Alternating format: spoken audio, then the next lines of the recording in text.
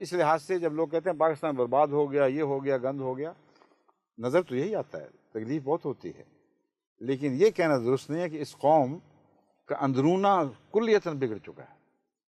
عرب کو بھی تو جاہل خدا کہتا تھا، اس رسول اللہ صلی اللہ علیہ وسلم کے زمانے سے پہلے جاہل کہہ کر بات کی جاتی تھی، اسی زمانہ جاہلیت آج تک کہا جاتا ہے۔ اور اس زمانہ جاہلیت سے جو روشنیوں کے چاند سورج طلوع ہوئے ہیں، جو ستارے نکلے ہیں، قیامت تک کے لیے دنیا کو روشن کرنے کے لیے انہوں نے نور اکٹھے کیے۔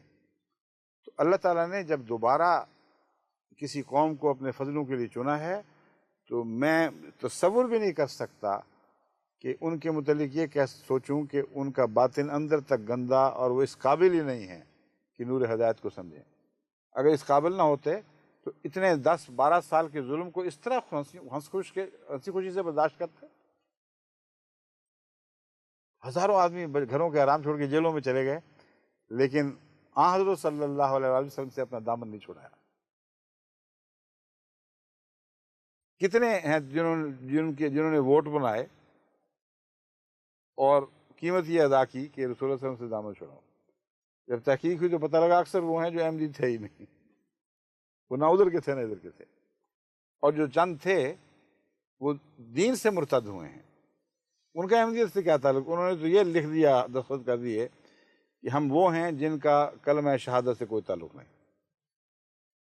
وہی بات ختم ہو گئی۔ جب کلمہ شہادت سے تعلق توڑا تو جڑیں اکھیڑ دی تو درخت کا کون سا باقی رہا ہے پھر؟ اس لیے میں سمجھا رہا ہوں کہ جماعت احمدیہ نے تو ترقی کرنی کو روک نہیں سکتا، کیونکہ مادہ خدا نے وہ چنا ہے جس میں عظیم قربانیوں کی صلاحیت موجود ہے، جس میں پھیلنے کی صلاحیت موجود ہے، جس میں پیغام کی خاطر سب کچھ فدا کرنے کی صلاحیت موجود ہے۔